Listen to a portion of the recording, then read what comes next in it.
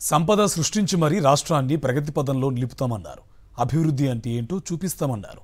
పరిశ్రమలకు red carpet వేస్తామన్నారు. కొత్త ఉద్యోగాలు సృష్టిస్తామన్నారు. ఇదంతా ఎన్నికల ముందు మాట. అధికారంలోకి వచ్చాక అసలు సీనే మారిపోయింది. కొత్త పరిశ్రమల సంగతి అటుంచితే ఉన్న కంపెనీలే వెళ్లిపోయే పరిస్థితి వచ్చింది. కూటమి నేతల సంపాదన సృష్టి కోసం వేల మంది పొట్టకొడుతున్నారు.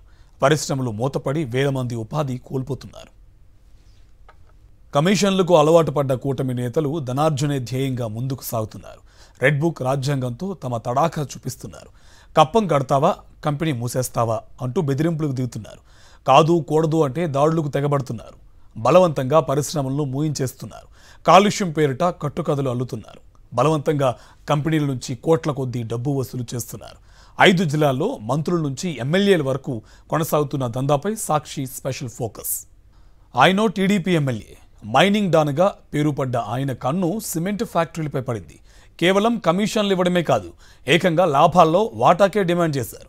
దానికి రాకపోవడంతో అరాచకాలకు తెగబడ్డారు. కాలుష్యం పేరిట గ్రామస్తులతో ఆందోళనలు చేయించారు. టీడీపీ నాయకులతో 2 కంపెనీలపై దాడులు చేయించి ఏకంగా వాటిని మూయించేశారు. దీంతో వేలాది కుటుంబాలు రోడ్డున పడ్డాయి. పల్నాడు జిల్లా తంగెడలో 2010లో భవ్య సిమెంట్ ఫ్యాక్టరీ, పెదగార్లపాడులో 2020లో చెట్టినాడు సిమెంట్ ఫ్యాక్టరీ ప్రారంభమయ్యాయి. 100 కోట్లు వెచ్చించి నిర్మించిన ఈ ఫ్యాక్టరీల్లో వేల మంది కార్మికులు ఉపాధి పొందుతున్నారు. కూటమి ప్రభుత్వం అధికారంలోకి వచ్చిన తర్వాత ఈ 2 ఫ్యాక్టరీలపై పల్నాడు జిల్లా గురజాల ఎమ్మెల్యే ఎరపతినేని శ్రీనివాసరావు కన్ను పడింది. ఎలాగైనా వాటిని దారికి తెచ్చుకునేందుకు కుట్రలు ప్రారంభించారు. ప్రతి సిమెంట్ బస్తాపై కమిషన్, మైనింగ్ కార్యకలాపాల్లో వాటా, తన అనుచరులకు ట్రాన్స్పోర్ట్ కాంట్రాక్ట్ ఇవ్వాలని సదరు ఫ్యాక్టరీలకు హుకుం జారీ చేశారు ఎమ్మెల్యే ఎరపతినేని. అంతేకాదు ఫ్యాక్టరీలకు వచ్చే లాభాల్లో కూడా వాటా ఇవ్వాలని డిమాండ్ చేశారు. దీనికి కంపెనీలు అంగీకరించకపోవడంతో ఎమ్మెల్యే ఎరపతినేని అనుచరులు ఫ్యాక్టరీలకు వెళ్లి బీభత్సం సృష్టించారు. కార్మికులను బయటకు పంపించి ఫ్యాక్టరీ నుంచి లారీలు రాకుండా అడ్డుకున్నారు. పలు లారీలపై దాడి చేసి అద్దాలు ధ్వంసం చేశారు. దీంతో 2 ఫ్యాక్టరీలు మూతపడ్డాయి.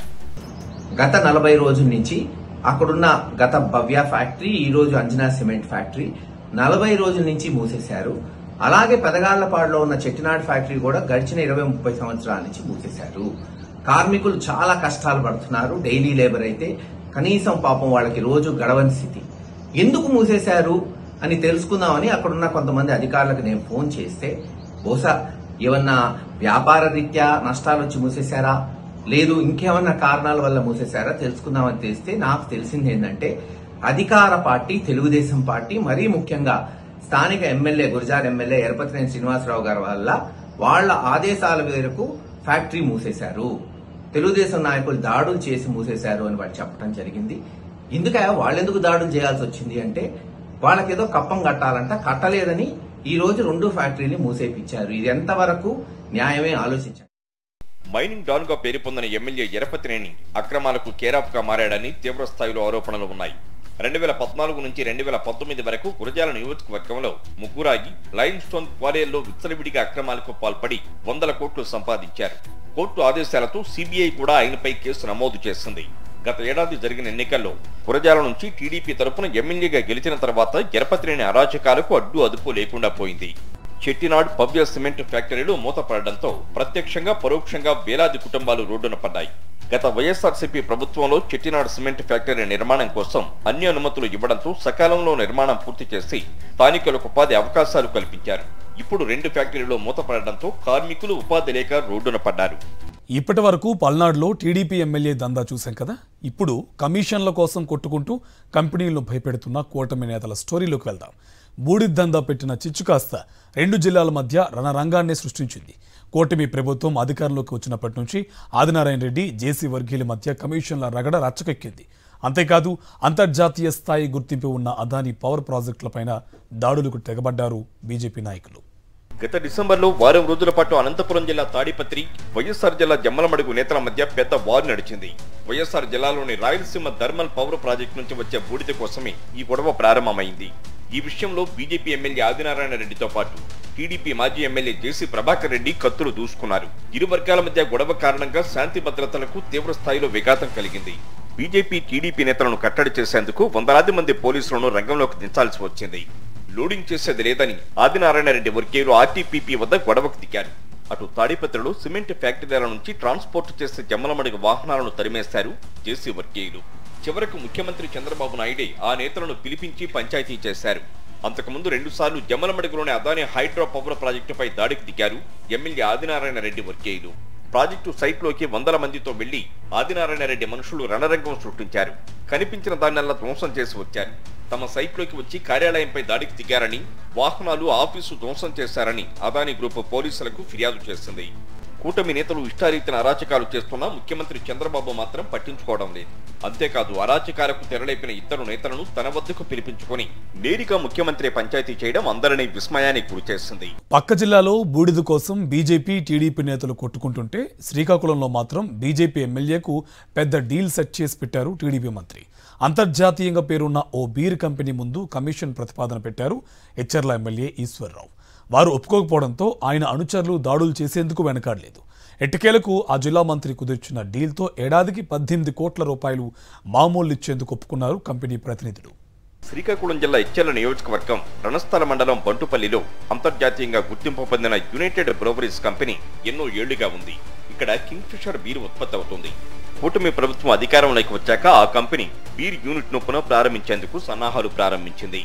ఇంకేముంది, గత ఎన్నికల్లో ఇచ్చెర్ల నుంచి గెలుపొందిన బీజేపీ ఎమ్మెల్యే నడుకుదిట ఈశ్వర్రావు రంగంలోకి దిగారు. బంటుపల్లికి చెందిన ఆయన వర్గీయులు ఫ్యాక్టరీకి వచ్చే లారీలను అడ్డుకుని హల్చల్ చేశారు. ఆ తర్వాత యూబీ కంపెనీ ప్రతినిధులను కలిసి లోడింగ్, అన్లోడింగ్ వచ్చే లారీలకు 1000 రూపాయల చొప్పున మామూలు ఇవ్వాలని హుకుం జారీ చేశారు. కంపెనీలో ఉత్పత్తైన బీర్ల రవాణాకు 200 లారీలు, ముడి సరుకుతో 300 వాహనాలు నిత్యం వస్తుంటాయి. మొత్తం 500 లారీలకు రోజుకు 5 లక్షల మామూలు చెల్లించాలని హుకుం జారీ చేశారు. ఈ లెక్కన నెలకు 1,50,00,000, ఏడాదికి 18 కోట్లు చెల్లిస్తేనే ఉత్పత్తి ప్రారంభించేందుకు అనుమతిస్తామని తేల్చి చెప్పారు ఎమ్మెల్యే ఈశ్వరరావు. అంత మొత్తం చెల్లించలేమని చెప్పినందుకు గతేడాది జూన్ 15న అర్ధరాత్రి కంపెనీపై దాడి చేశారు ఎమ్మెల్యే ఈశ్వరరావు వర్గీయులు. ఆఫీసులోని ఫర్నిచర్ను ధ్వంసం చేసి బీభత్సం సృష్టించారు. సిబ్బందిని చితకబాదడంతో ప్రాణాలు అరచేతిలో పెట్టుకుని పరుగులు తీశారు. కేంద్ర హోంశాఖ ఆదేశాలతో ఎట్టకేలకు ఎమ్మెల్యే ఈశ్వరరావు వర్గీయులపై పోలీసులు కేసు నమోదు చేశారు.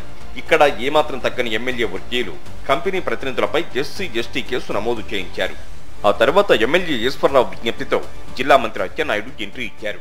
ఉత్పత్తి ప్రారంభించాలంటే ఏం చేయాలో కంపెనీ ప్రతినిధులకు తేల్చి చెప్పారు.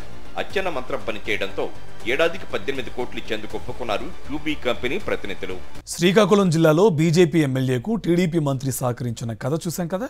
తూర్పుగోదావరి జిల్లాలో మాత్రం మంత్రి నారాయణ తెచ్చిన ప్రతిపాదనను తనకు అనుకూలంగా మలుచుకున్నారు బీజేపీ ఎమ్మెల్యే రామకృష్ణారెడ్డి. స్థానికంగా ఉన్న ఓ కంపెనీ నుంచి భారీగా డబ్బు దండుకునేందుకు పెద్ద ప్లాన్ వేశారు. ఆ ప్రాంతంలో ఉన్న పరిశ్రమల వల్లే క్యాన్సర్ విస్తరిస్తోందంటూ ప్రచారం ప్రారంభించారు. కమిషన్ ఇస్తే ఓకే, లేదంటే కంపెనీ పీకే అని హుకుం జారీ చేశారు. ఇదిగో ఇక్కడ కనిపిస్తున్నది తూర్పుగోదావరి జిల్లా అనపర్తి నియోజకవర్గంలోని బలభద్రపురం గ్రామం. ఇటీవలి కాలంలో ఈ గ్రామంలో క్యాన్సర్ విస్తృతంగా వ్యాపించడం కలకలం రేపింది. బాధితుల సంఖ్య రోజురోజుకు పెరుగుతోందని అనపర్తి బీజేపీ ఎమ్మెల్యే రామకృష్ణారెడ్డి శాసనసభలో ప్రస్తావించారు. వెంటనే స్పందించిన అధికార యంత్రాంగం గ్రామంలో 2 రోజుల పాటు సర్వే చేశారు. పరీక్షలు నిర్వహించి 32 మందికి క్యాన్సర్ ఉన్నట్లు నిర్ధారించారు. వీటిలో 15 మందికి ట్రీట్మెంట్ పూర్తి కాగా మరో 17 మంది చికిత్స తీసుకుంటున్నారు. అలాగే గ్రామంలో లక్షణాలు ఉన్న 28 మందికి స్క్రీనింగ్ టెస్టులు కూడా నిర్వహించారు. ఇదంతా ఒకవైపు అయితే గ్రామంలో క్యాన్సర్ రోగులు పెరగడానికి కొత్త కారణం చెప్పుకొచ్చారు స్థానిక ఎమ్మెల్యే రామకృష్ణారెడ్డి. ఈ ప్రాంతంలో పరిశ్రమల కాలుష్యం వల్లే క్యాన్సర్ వ్యాధి పెరుగుతోందంటూ ప్రత్యేకంగా ఒక కంపెనీ పేరును ప్రస్తావించడం చర్చనీయాంశంగా మారింది. వెంటనే అందుకున్న అధికార పార్టీ అనుకూల మీడియా దానికి విస్తృతంగా ప్రచారం సైతం కల్పించింది.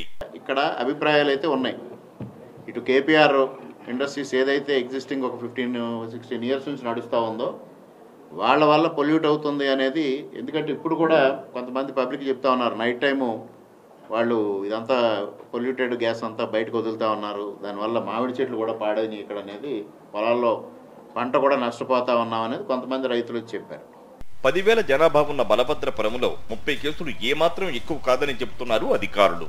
జాతీయ, రాష్ట్ర సగటు కంటే గ్రామంలో క్యాన్సర్ కేసులు ఎక్కువగా లేవని కలెక్టర్ ప్రశాంత్ ప్రకటించారు. అంతేకాదు కాలుష్యం వల్ల క్యాన్సర్ వస్తుందనడానికి ఏమాత్రం అవకాశం లేదని తేల్చి చెప్పారు. 10,000 పాపులేషన్కి 30 కేసెస్ ఉంటాయి అనేది నేషనల్ స్టాండర్డ్.